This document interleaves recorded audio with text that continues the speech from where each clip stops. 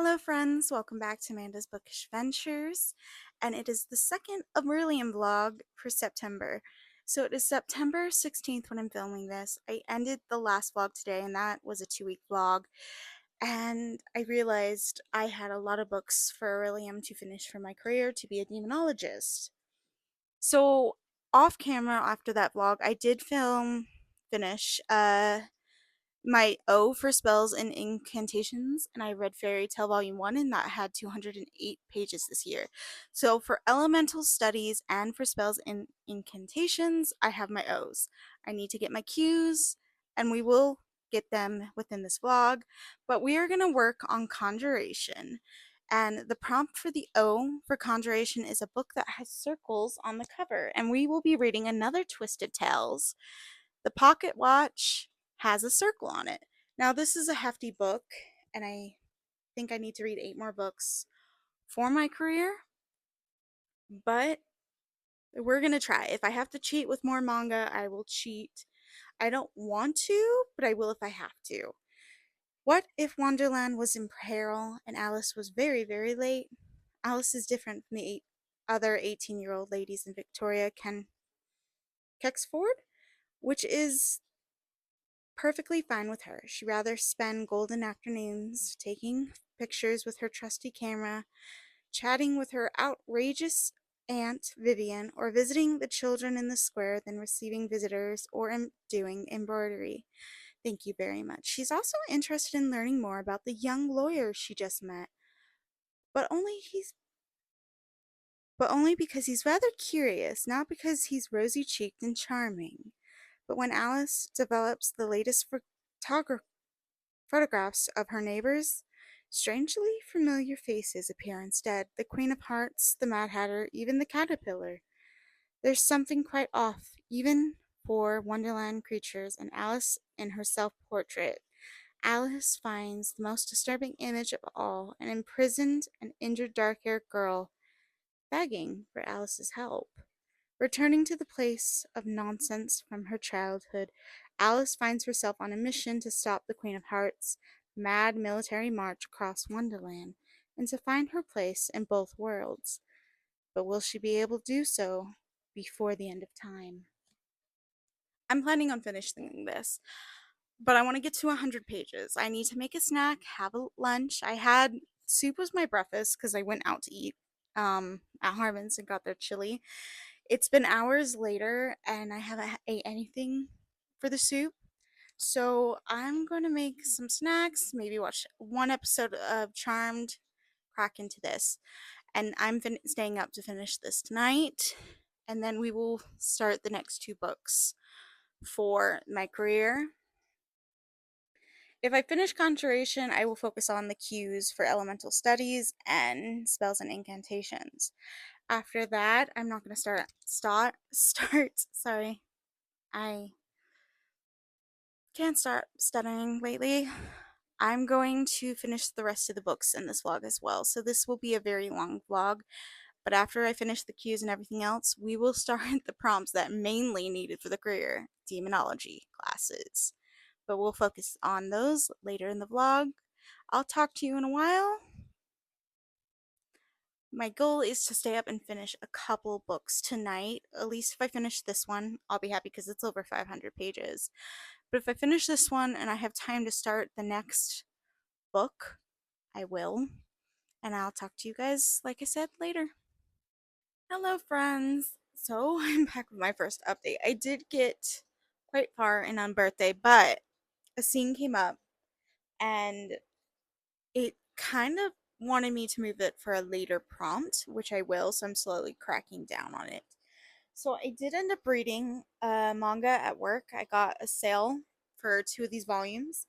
For elemental studies, I found out I didn't need to use it for Quill. I'm not so sure on that, but I did read it, so I logged the pages for Orilium. It's called Assassin and Cinderella.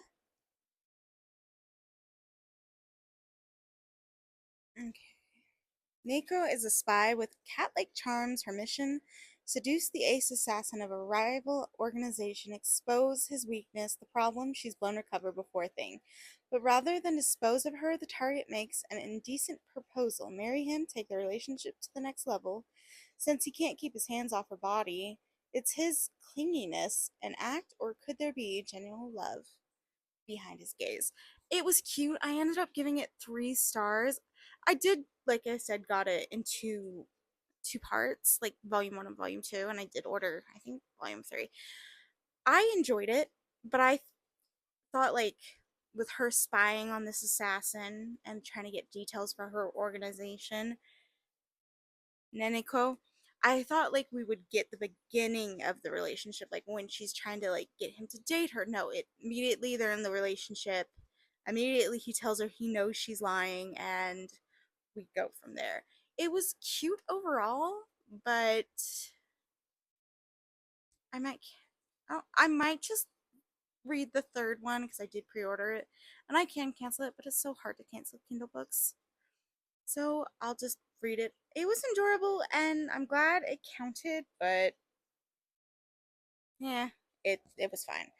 But because of that notification email, I found another one that actually worked from one of my prompts that I did need for demonology. Let me.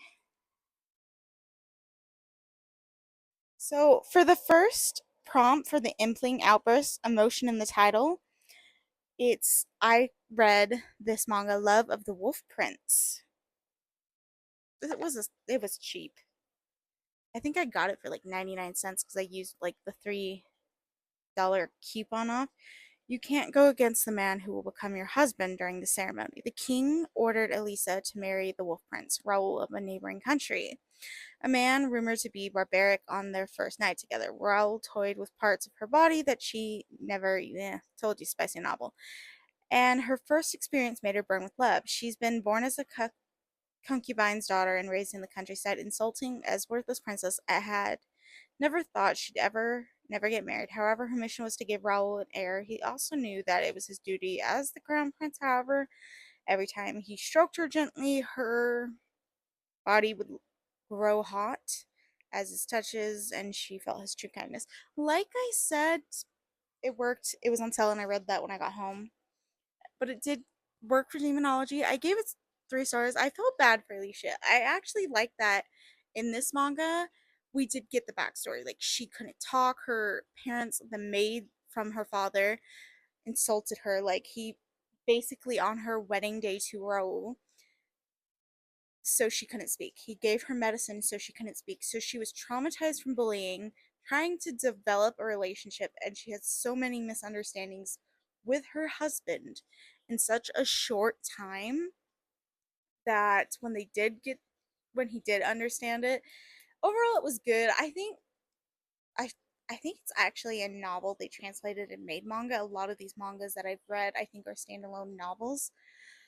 I think I would have probably preferred the novel version to this because you would have gotten more context, and the relationship, in my opinion, wouldn't have been rushed. But I'm a sucker for these mangas. I did start um for another prompt. Where is it? Released this year, Sister Wives by Christine Woolley Brown. I used an audiobook credit because I like to listen to memoirs, and it was released for this year. So Spells and Incantations. I'm only halfway through, but it will give me my cue for spells and incantations. So that's pretty good. I do need to find a new book, and probably will be another manga because I'm kind of cutting down on time here. But overall, Unbreath oh, sorry. Unbirthday will go for underground habitat book with a dungeon or a secret lair. There was a scene in the Alice book, so I slowed down on reading it, but I am on like a page 100 and something, and I'll update you more. But I have to get ready for work, my stuff ready for work tomorrow, and I guess I'll talk to you tomorrow if I've read some more of the Sister Wife book. So, even like talking about Sister Wives, this memoir choked me up. So, Christine Woolley Brown, is the author of Sister Wife Memoir, And she was in a polygamous family. If you watch the show on TLC, Sister Wives, and they came out to be open about their religion and how they were different from the other polygamous religion that married childbrides. And it was to change perspective. Well, she was spiritually married to Cody Brown. And I remember, because I am from Utah, when this show came on air, I was obsessed with it. I every year would at least watch a season two. It was interesting because some of the kids were my age, and watching it and seeing how they experienced a lot of stuff, seeing them flee Utah because the state was coming after them. It was amazing. But to hear her talk about her relationship with her sister wives, how her and Janelle weren't close for a long time until later years, and how even though she was friends with Mary and Cody, there was a lot of stuff she didn't know, even the stuff about Mary and Janelle's relationship before she married into the family. Cody Brown is such, he really is shown as a narcissist if you watch the show. And Christine talks about each childbirth, the hardships they had, some of the good memories she had with everyone, Robin coming into the family and them having a good relationship. She talks about the death of Garrison Brown, his suicide that I believe was a year or two ago. Might have been a year. I think we're getting to a year. And she talks a lot about this stuff and leaving him, finding her soulmate. I read the description of the book, but I always watch the show for Christine and Janelle. Mary, I like now that she's no longer with Cody, but I think that's a given at this point for anyone who has watched the Sister Wives. So for her memoir, the description is Christine Brown Woolley has always dreamed of having a picture perfect family, beautiful children, and an adoring husband, of course, a sisterhood of wives to share him with. Raised in Utah by practicing polygamist, Christine knew her life was less than normal, but that didn't stop her from loving the full house of her childhood any less. Becoming Cody Brown's third wife in 1994, Christine finally found a big, happy family she hoped for. When the TLC hit show Sister Wives premiered in 2010, Christine knew it was her chance to share a light on the brighter side of polygamy, the helping hands, the lively discussions, and the unmatched devotion to each other. But the cameras also revealed a darker truth.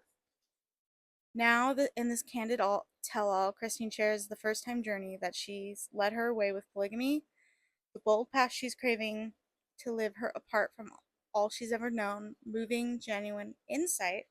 I wish my Kindle wouldn't do that. Insight that is uniquely powerful toward the force of Christine's journey toward and beyond her time in the spotlight as a sister wife. Overall, as a person, I love Christine Woolley, and I think she's an amazing person. She loved every one of those children like they were her own, and she's really a sweetheart. And like this stuff she talked about addiction in this book, behind the scenes, things like the show kind of hid from the show. I am impressed, and I gave it a 5 star. Like it was definitely an amazing read to read for amazing audiobook. I don't think I would have liked it. Memoirs are very hard for me. I listen to them audiobook to get connected with it because of the fact you're going into someone's life. And but I followed the Browns when the show first started, so I had a deep investment for these people, and I'm glad to know her full truth. And I'd like hopefully Janelle and Mary get their own books as well. I think that would be a good like maybe end all for this the show to end. Like they each get their own book or a spin-off. But overall, absolutely adored it. I don't know what I'm gonna read. I might take a break. I still have a couple days and then I'll go from there. But spells and incantations left. All I have is my conjuration prompts and the 2 demonology prompts that I am left to fulfill for Orilium. So I think I'll see you in a couple days. I'm hoping just 2, but I definitely need a break from trying to find something. It's more than I've read in a while. I do really good some months I'm not, but I can feel the urge of me slumping. So maybe I'll find some a reread, and if it fits a prompt, I will jump back onto this vlog. So talk to you soon. How is it the last day of the month? It's the 29th, so it's not technically the last day, but I have two prompts to fulfill, but I have to talk about conjuration first. Then I'll give my update on Alice, which moved into my Q prompt for demonology. So for conjuration, you needed circles on the cover. So I was scrolling because it's been a couple more than a couple days since the last time I updated you. I think I updated you on the 18th or the 19th when I finished the audiobook by Christine Brown. So I got a notification, you purchased this, you might like this. And I'm like, I read that when I was a teenager or even in middle school. Sometime I read Time Stranger Kyoko. And it was so much fun reading this because I loved Kyoko and the twist. And there's only three no mangas in the series, but it is so good.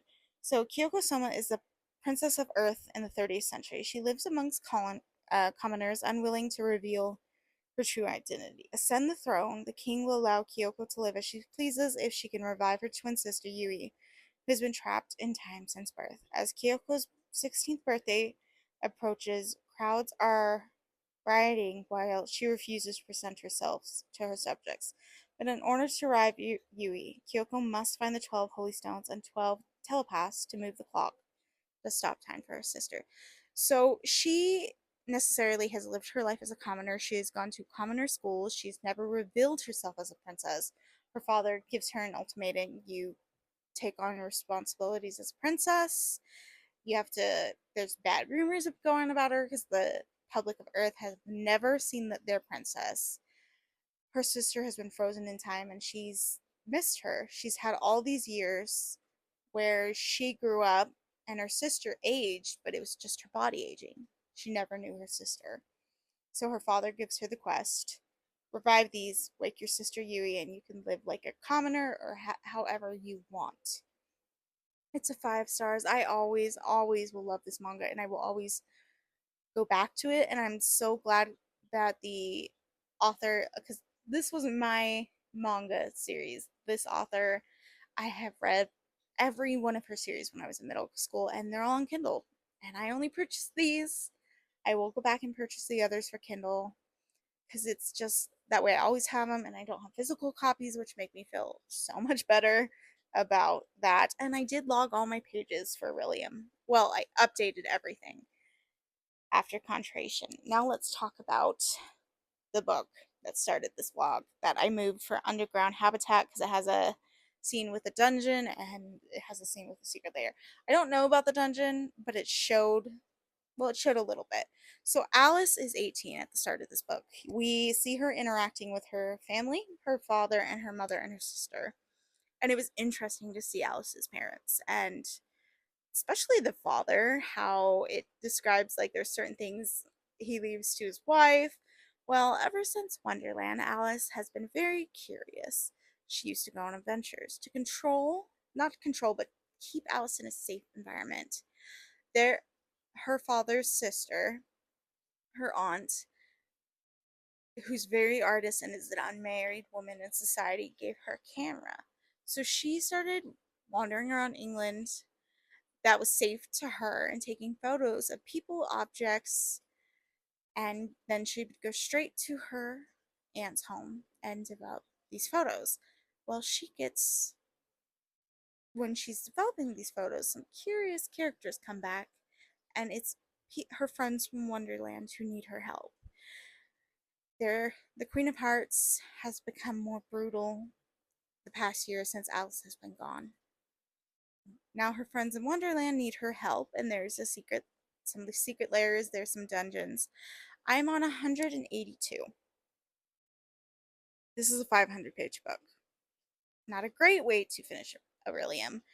I need to find another book as well. And I have a physical book that worked. But after I finished Time Stranger Kyoko, I typed in on my phone at my lunch, who authors under 30? And then I looked at authors I really love, and I had two that I could read, but I wasn't in the mood for. I typed in Emma Hem because I love Emma Ham's writing. I found out she was born in 92. I was born in 95. She's 2 years, 3 years younger than me. It was. She's not younger than me. No, she's older than me. If she was born in 92, oh God. I didn't even think. I thought it was the other way around. Okay, that's that's fun. I was all excited to read an Emma Hamburg, but she was born in 92. She's older than me. That's so much fun. Okay, then I'll read the other book that I have Kindle because that author is from author Sarah Sutton. She's 23, so there's definitely an age gap. I have all her books on Kindle. That's sad. I really wanted to read Emma Ham. Oh well, I'm not going to spend any points. I might have to spend points to delay the readathon because I think you can extend it, but I'd have to look in the shop. So tonight I'm going to focus on finishing on birthday. Then once I finish on birthday, and with Alice's Wonderland, it's cool because as an adult, she's 18, so she remembers stuff as a kid, but it's not like Wonderland is not working the same way as it did when she was young. So I'm definitely gonna dive in. The lawyer she met, that like when I read the description that she was curious, he's such a sweet guy. Like I loved the lawyer in the movie that they did, so I'm wondering if that's the connection, but who knows? I haven't watched the second movie Through the Looking Glass in a long time. But I'm having such a fun, even though like my life caught up to me, time caught up to me. This is a good book, and I'm excited for this, and I'm excited to read Sarah Sutton's. It wasn't the one I wanted to read, but I will read it. And it's a YA. It's like I think it's a small YA for the series. So we'll see. We'll finish this tonight, and then I have the 30th tomorrow to finish Sarah's book. But I will update you. I'm going to say after this because I'm going to spend majority of the night trying to finish this. And then if I have to go to bed, I'll update you feelings. Right now though, I love the Twist to Tell. I'm loving adult Alice more. But it's kind of cool to see her in Wonderland and where she'll go from where I ended off a couple days ago. So talk to you in a bit. It is September 30th, the end of Orilium. And I scraped by barely. I read 2 pages last night. I fell asleep. I'm not joking. I fell asleep on this couch. Got woken up. Well, I woke up and the book was open by some miracle. I didn't lose my spot. I woke up, went to my room, put my bookmark in, logged my pages on Goodreads, fell asleep. And then I slept in. So it took me all day to read the book because of my ADHD brain. So Alice was amazing. I cried. Like I wish I did what I did with the first Orilium vlog, where you see me crying with Moana's towards the end of that Twisted Tale. It's like growing up, basically. Neverland is like childhood. Alice is slowly growing up. She's 18.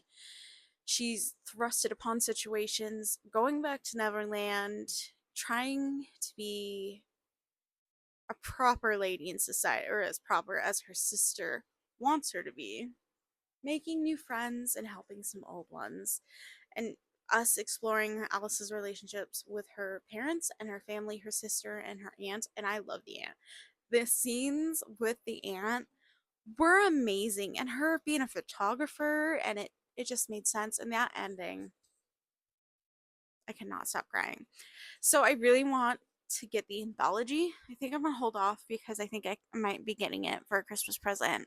If not, I will be buying it right after Christmas because I think we get like little more stories from these characters. And I want to know what happens to Alice. Like I want to know what happens to all of them after the book.